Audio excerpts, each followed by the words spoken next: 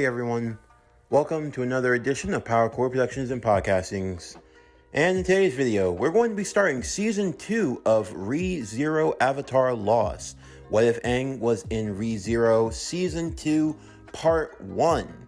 First and foremost, as always, if you are new to the channel or if you're a regular and you like what we have to offer, then please don't forget to like, comment, subscribe, share, and hit that bell for post notifications so you can stay up to date on everything that is Power Core Productions and Podcastings that has to come out now and in the future. I'm not gonna lie, when we first got to this point, I wasn't sure if I was going to do a season 2, mainly because the views and the overall interaction with the series has really dropped a lot since the installment. And I was kind of thinking about ending things at season 1, but I really don't want to make it a habit of just stopping series midway through. Like, I want to try to see some of these things through till the end. So that's what this series is going to be. We're going to just keep it going with season 2. Now, as far as the season 3 is concerned, there are no plans to do a season 3. But again, with a lot of series like these that in the real world, when more seasons could potentially be on the horizon, I am going to leave the door open so that if a season 3 is to ever come, or if I ever want to come back and do it, then I'm free to do so. So just keep that in mind as we go forward with this series. But anyway, without further ado, let's get into Season 2 of ReZero Avatar Lost. So as always, sit back, relax, and enjoy the show.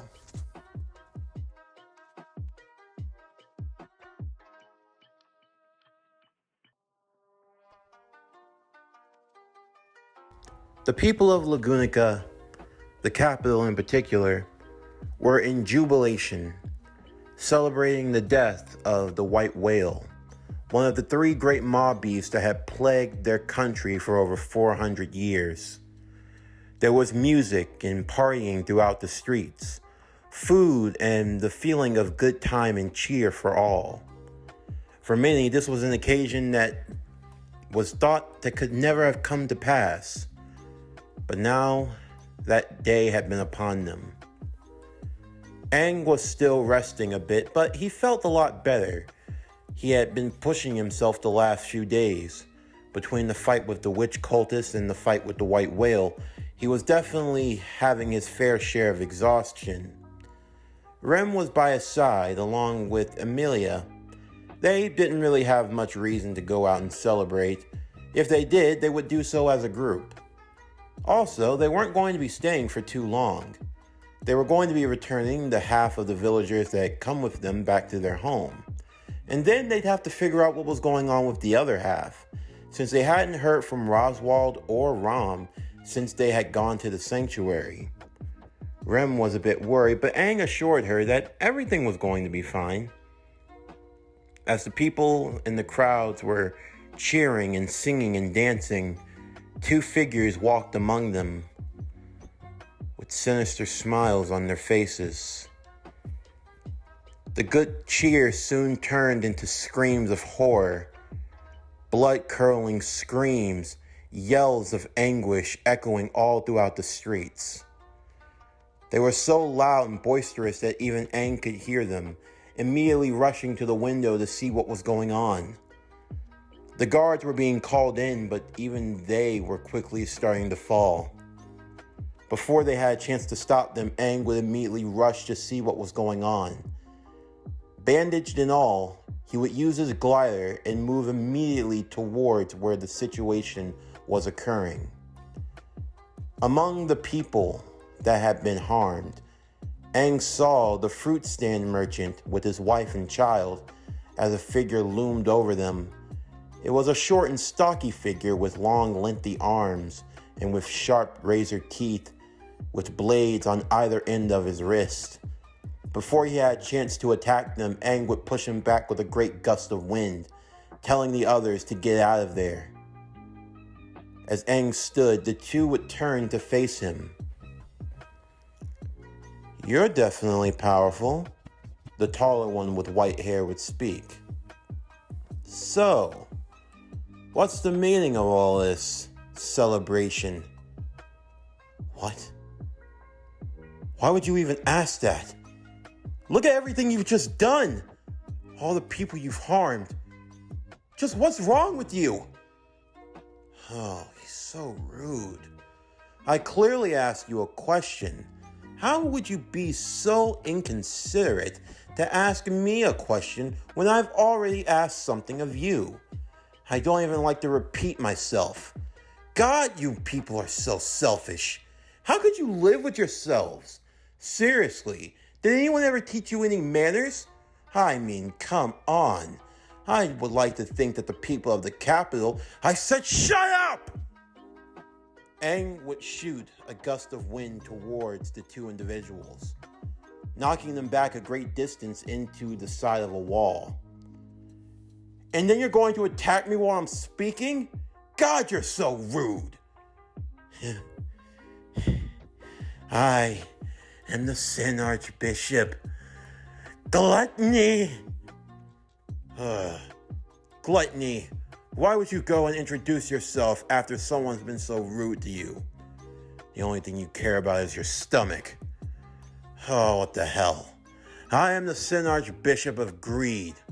Look, we've come here to figure out what happened to our pet. Your pet? Our pet? The white whale, the great maw beast? What happened to it? It's gone. Did you kill it? Yeah, it's dead. I see. So you humans finally managed to kill the white whale. Well, I take it you must have a powerful hero then who was capable of doing such a thing. In either case, it makes no difference. If you're capable of doing that, then this can't be ignored. It's obvious we're just going to have to raze this whole damn country to the ground and put an end to your foolish rebellion once and for all. Greed! Greed! Gluttony would look to Greed. Oh, what is it, you disgusting pig? Him! Gluttony would point to Aang. It's so many. So many. So many what? Lives. So many lives. So many. It's endless. Like the grains of sand on the shores. It's as endless as an ocean. So many. It might actually fill it. It might fill my gluttony. I want it. Gluttony would go rushing towards Aang as Aang avoided his blades. However, a mason chain would immediately move in between them, knocking Gluttony back, along with shards of ice that would appear in the sky falling upon them. Amelia and Rem had now arrived, and not too far behind them, Julius, who had already gathered his fire spirits using his spirit arts, would launch a flurry of flame towards them. Just before the Sin Archbishops had a chance to escape, they would both be stabbed in the back by a pair of swords. Wilhelm, the sword master, had already gotten to them. He would stab them repeatedly over 100 times, causing them to fall to the ground as he would stand beside his other allies. Your terror ends here, Wilhelm said as he sheathed both his blades. Thank you, Aang, for getting here as quickly as you did. Who are they? Amelia would ask. They're the Sin Archbishops. Of the witch cultists? Rem asked. It seems that way. What's going on here? Cruce would arrive along with Felix by her side. Lady Cruce, it seems as though the witch cultists have come for retaliation. What? Why now of all times? Is it because of the defeat of the maw beast? I think so, Aang would say. They said that it was their pet or something. I see.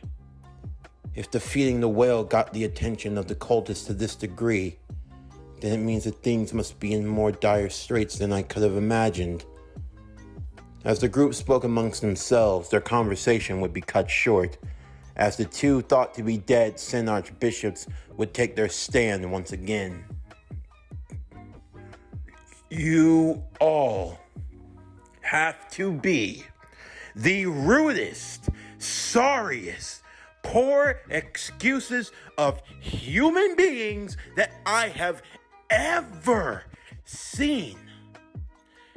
Not only do you not answer when spoken to, not only do you not have the common courtesy to not interrupt me when I'm talking, but then you stab me in the back? How dare you, you no good, old decrepit son of a... Watch your mouth, Wilhelm said, his blade pointed directly towards him. Did anybody ever tell you that it's not wise to point a weapon if you're not going to use it? You might have got the drop on me, but that's all it will ever be. We're going to raise this place to the damn ground and watch it burn. Gluttony, however, would go charging towards Aang once again, only to be stopped in his tracks. The people were continuing to run in terror as Aang would attempt to force the Sin Archbishops away. The fighting would take a lot longer than Aang could have even have hoped to realize. No matter how many attacks they managed to get off, the Sin Archbishops just didn't seem to go down at all. This kid, he's something else. Mastery over wind and water? And yet I still feel like he could do more. Boy, tell me your name. I am Aang, the Avatar. The Avatar? Yes, I am the Avatar. Master of all 4 elements. Master of all 4? That's a mighty boastful claim.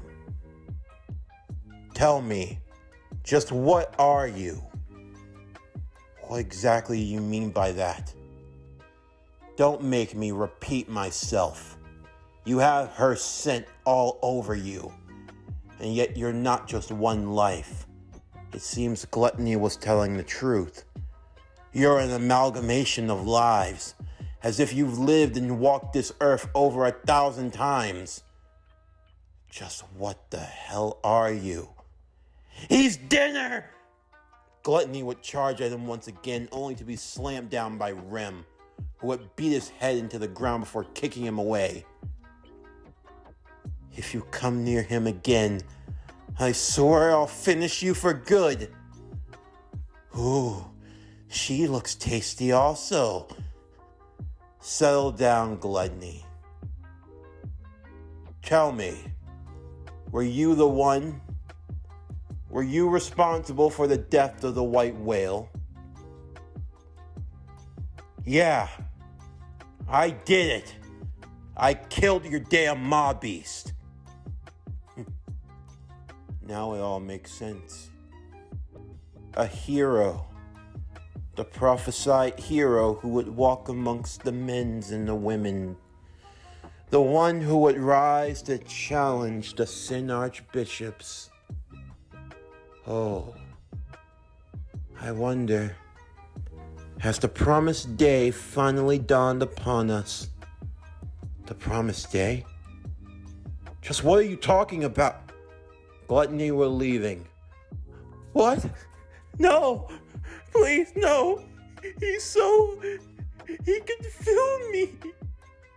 Yes, I'm sure he can. And we'll put that theory to the test in due time. Call it delayed gratification. I don't care about delayed gratification. I'm hungry. You've already eaten your fair share. Tell me, can you not be tied over at least for a bit longer? I can't. Well, you're just going to have to be. You're in no condition to keep fighting. At this point, you will die. Then kill me. At this point, I'd rather eat the rabbit. You and I both know if you try that, you'll die.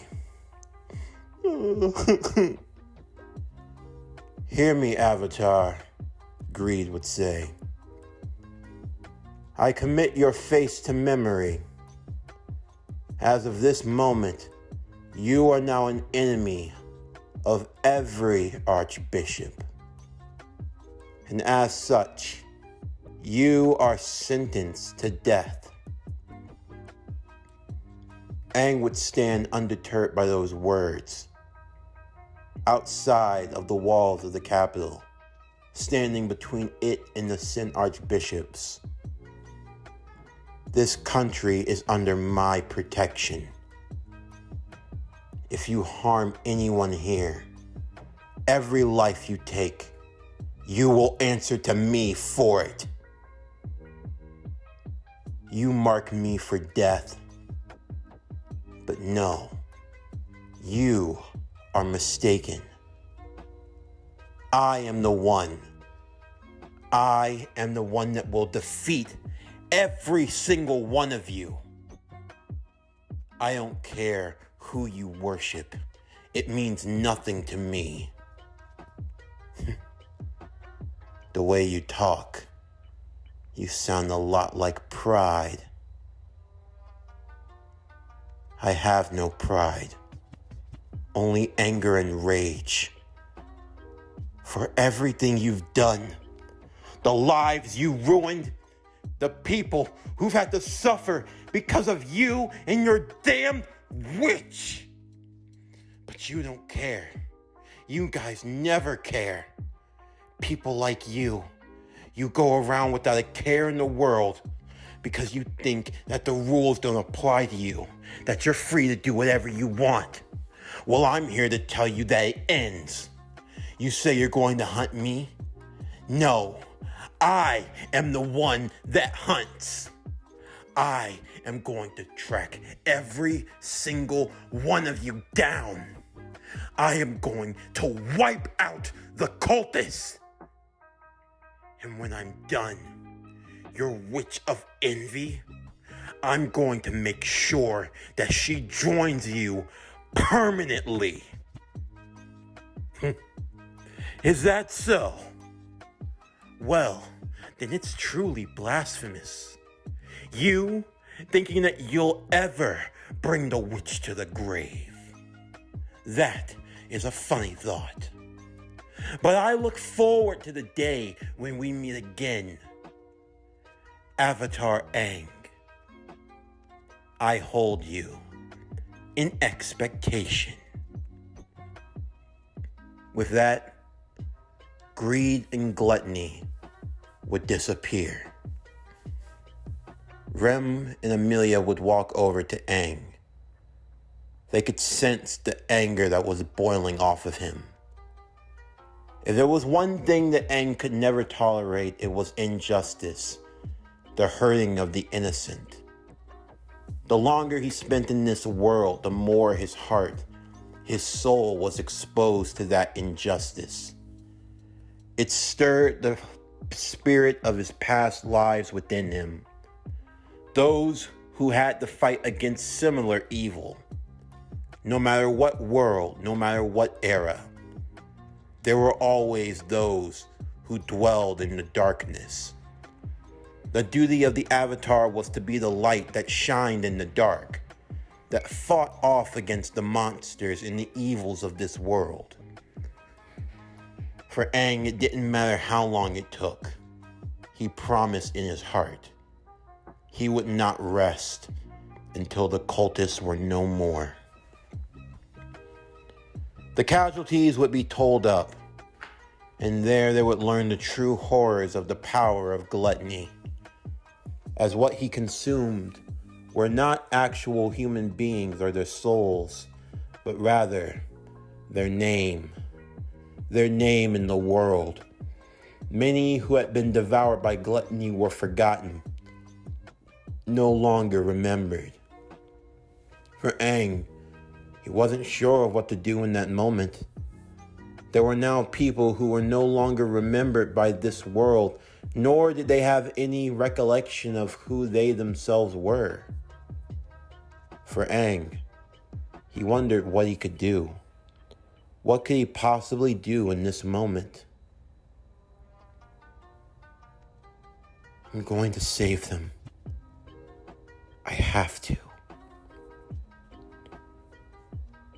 After a few days, recovery was needed. Even with the defeat of the white whale, the celebrations had been brought to a somber tone. Now knowing that they had earned the ire of the Sin Archbishops, Cruce feared that war would be looming on the horizon. However, it was a war that was going to need to be fought. Reinhardt would return as well. He would be angered after learning the news of what had happened. If only he had been here sooner. If only he had never left, he could have dealt with the two of them right then. However, he was thankful to Aang for being here when he was, and stopping the casualties from being even worse. For that, Reinhardt was in his debt. Aang and Reinhardt would come to an agreement. One way or another, the cultists would be brought down. They had been left to roam the earth for far too long, and it was time for them to be put to rest. Afterwards, Aang, Rem, and Amelia, along with the half of the villagers they had come with, would make their return back to the Roswald domain. After they were returned safely, the three would make their way to Roswald's mansion. They weren't sure if anyone would still be there, although they hoped for the best while preparing for the worst. However, when they arrived to the door, they would be greeted by a taller girl, a girl with a nice body shape and figure, with long, flowing blonde hair and rather sharp-looking teeth and emerald eyes. Her name was Frederica. She had served as a maid alongside Rem and Ram, but had taken off for some time. However, after the incidents of what happened during Betelgeuse's attack, she was called back to serve in the mansion once more while no one was there. Of course, while Rem, Amelia, and Aang were grateful for this, there was also the issue of the fact that the others still hadn't returned. As to why, they didn't know. Frederica was told that they were still at the sanctuary, and if so, then there was no telling what situations could be going on. However, there was something else that was troubling Aang. It had to do with Roswald. As Aang pored over all the information within his mind, it had dawned on him that in every time that the cultists attacked, Roswald didn't do anything. Of course, Aang had always just assumed that he maybe died in that timeline, but no. Would that be the case? Roswald was far too powerful from what Aang could see. At the very least, the situation never should have gotten that bad, and yet it did. Aang would excuse himself as he walked through the mansion. With little to no effort, he was able to find Beatrice's door. He knocked on it first, as Beatrice would allow for him to walk in. As he did so, Aang immediately rushed over and gave her a hug. "What are you doing to Benny? Put me down, I suppose." "Beatrice, I'm so glad you're okay." "Of course I'm okay, I suppose. What exactly would you expect from me? I'm not some weakling that's just going to die like the rest of you. But still, you should have come with the rest of us. I was really worried about you." "And why would you be worried about me?" "Because I care about you, silly. You're my friend." I'm your friend, I suppose?" "Of course. I wouldn't want anything bad to happen to you, Beatrice." Beatrice was stunned. She was normally distrusting of humans. Aang should have been no exception, but yet the boy was just... She couldn't describe it. He was just... Whatever he was. It was something she couldn't describe, and yet at the same time, it was something she didn't want to live without.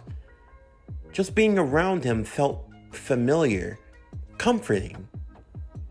She would never admit this out loud, of course, but at the same time, if the boy wanted to hug her a bit longer, she supposed she wasn't going to object, although Aang would put her down. After having a cup of tea, Aang would discuss his feelings on the matter, everything that had gone on and what was going on with Roswald. I see. So you've been just as weary as him too, I suppose. Weary? Yes. It's safe to say that you're able to see through his facade. I wouldn't have called it a facade. I just thought that he was rather unique. You're so trusting. But no, there's more to Roswald than you might think. The inner machinations of his mind are an enigma. Even I cannot fully understand what he does at times. That's what I'm trying to figure out.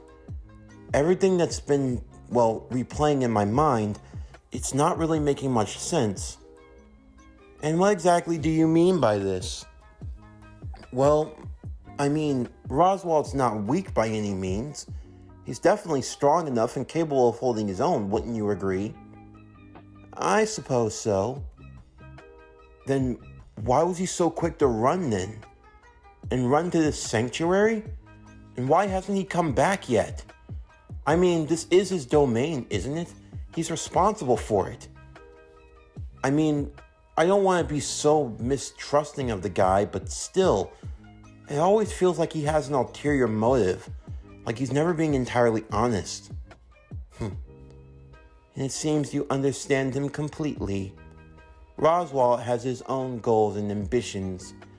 I'm not privy to them, but it's easy in the way that he carries out his life and his various actions. Nothing he does is without purpose or reason, and if you ever were to believe so, then you truly are a fool. The answers you seek are in the sanctuary. I see. And I guess I'm not going to have any choice but to go there. I would ask if you'd want to come with us. Betty cannot do such a thing. I must stay here at the library. Very well. At the very least, please be more careful. And if you have to leave, please say you'll do so. I cannot make such a promise to you, Aang. My duty is to this library. But why? I don't want to talk about it. Oh, okay. Well, anyway, if there is a problem, I promise I'll come back as soon as I can. Aang would smile to her, bowing respectfully and thanking her for her help as he left her. As Aang would meet once again with Rem, Amelia, and Frederica, now they were going to have to decide what they were going to do next. Aang and Amelia had both agreed they would be the ones to go to the sanctuary, while Rem, Petra, and Frederica would stay back at the mansion. Frederica would give them the direction and the guides that they would need to get there. Thankfully, they had some help in the form of a dragon carriage that was being driven by a young man named Otto. He had gotten tangled up with his caravan as they were called into duty to help with the recovery for the villagers.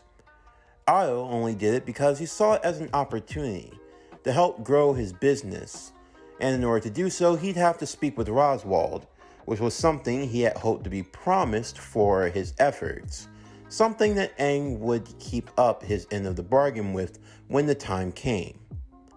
With that, Otto would drive with the dragon carriage both Aang and Amelia to the sanctuary. As they arrived, they would remember the words that Frederica had told them, that they were going to have to use the stone given to them in order to get in. It was a blue stone, similar to that of the green emerald stone that Amelia wore around her neck, where her spirit, Puck, resided. Puck hadn't been answering Amelia's calls recently. It was just assumed that he was resting, and maybe he was a bit tired and overworked from everything he had been through. So it was best to just let him sleep. With that, Aang would stay on guard, Amelia enjoying the time that she was getting to spend with Aang alone. Rem, however, all the way back at the mansion, felt a strong sense of jealousy wash over her. She knew she should have gone, but oh well. She'd just wait till Aang returned back to them, and then she'd be taking up all of his time.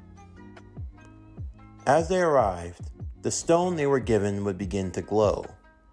Aang wasn't sure of what was happening next, and he was preparing to toss the stone out of the carriage to avoid a potential disaster when Amelia fell unconscious, followed by Io. And finally, there was Aang, who would blink his eyes a few times.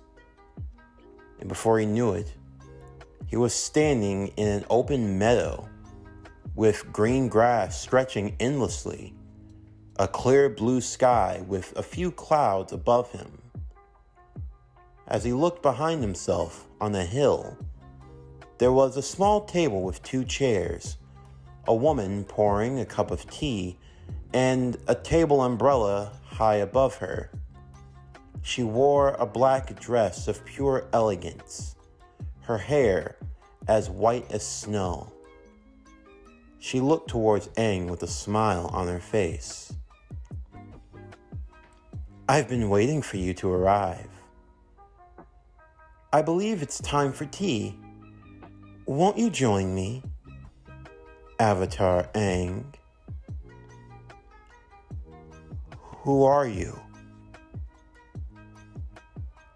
"My name is Echidna, but that is not my title.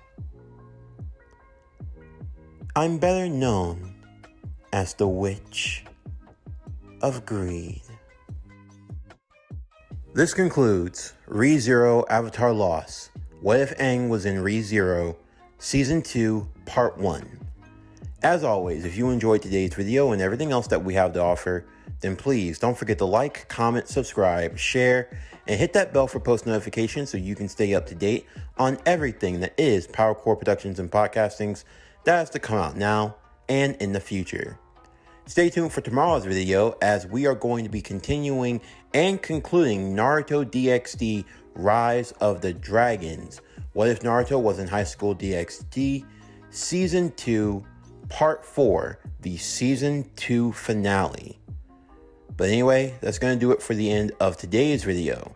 I'm Javon Harrington with PowerCore Productions and Podcastings. Signing off, and I'll see you next time.